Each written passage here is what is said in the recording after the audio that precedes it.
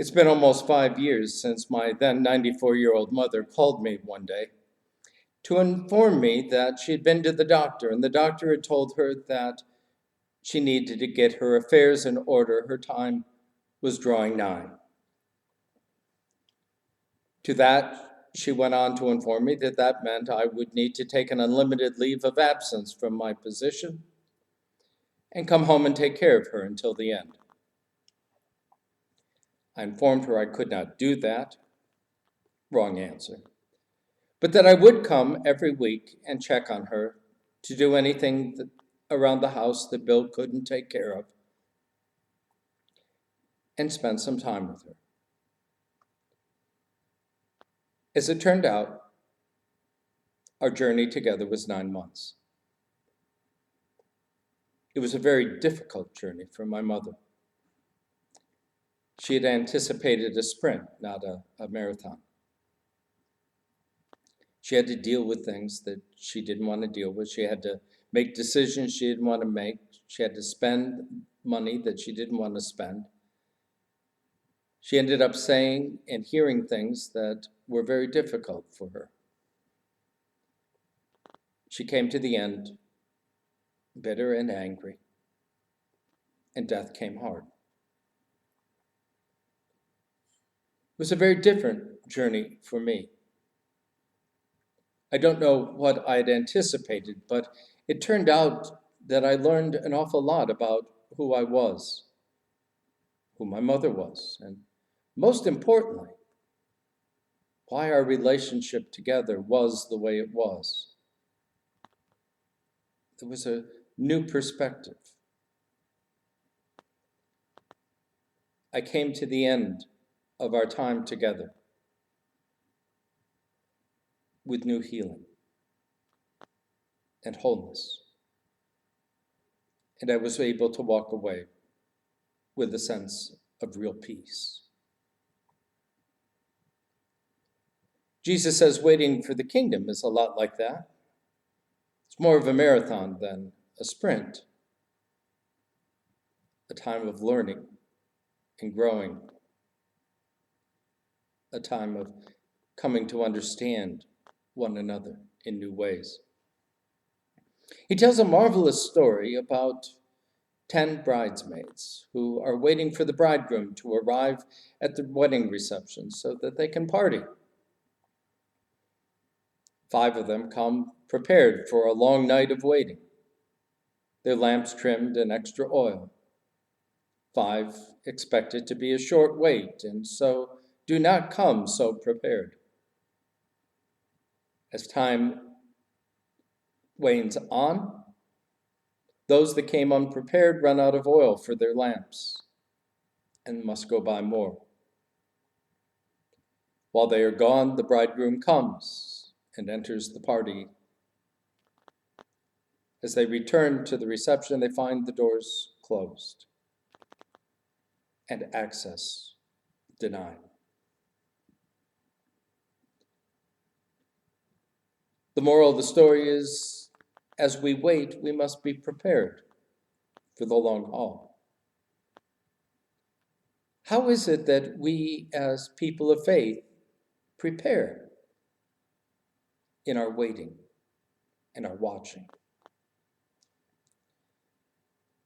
Jesus makes it very easy for us because in but a few short verses, he tells us where it is that we will see him. If we want to look for Jesus, if we want to be prepared to meet him and greet him in fullness, then we need to be at work with the least of these, our brothers and sisters. It is in the work that we have been called to do with those who are different than us, who may not have what we have, may not believe what we believe, may not act the way that we act, may not express themselves in the way we express themselves.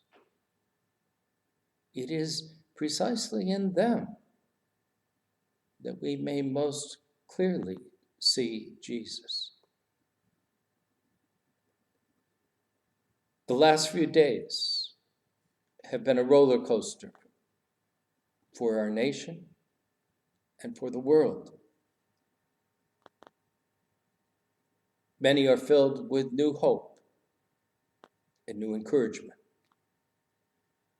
Many are disillusioned and angry and bitter. We have much work to do. And we as people of faith are called to a particular work in the midst of this brokenness. As the prophets remind us, we are called to be repairers of the breach, to enter into the work of the kingdom, a work of reconciliation and healing. It is a call to stop demonizing one another because of differences in political ideologies, religious beliefs, color of our skins. It is to do the hard work of justice, of loving one another, of practicing mercy, and of walking humbly with each other and with our God. It has been my experience that it is precisely in those I would rather not hang out with that I see Jesus most clearly and experience the healing and the restoration of my own self as I work to restore relationships with those most unlike me. It is a time for us to sit down together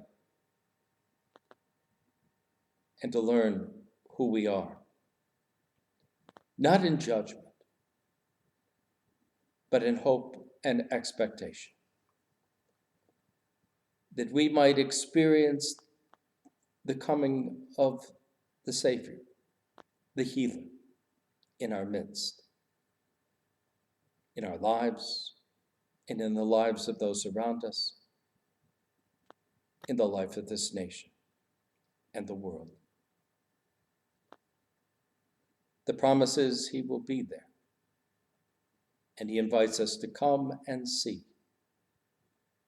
come and work, that we too may find healing and hope and wholeness. Rejoice, rejoice, believers, and let your lights appear. The evening is advancing, and darker night is near. The bridegroom is arising, and soon is drawing nigh. Up, pray and watch and wrestle. At midnight comes the cry. The watchers on the mountain proclaim the bridegroom near. Go forth as he approaches with alleluias clear. The marriage feast is waiting, the gates wide open stand. Arise, O heirs of glory, the bridegroom is at hand.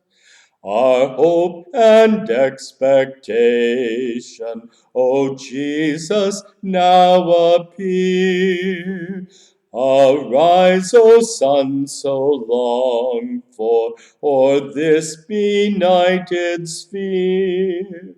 With hearts and hands uplifted, we plead, O Lord, to see the day of earth's redemption that sets your people free.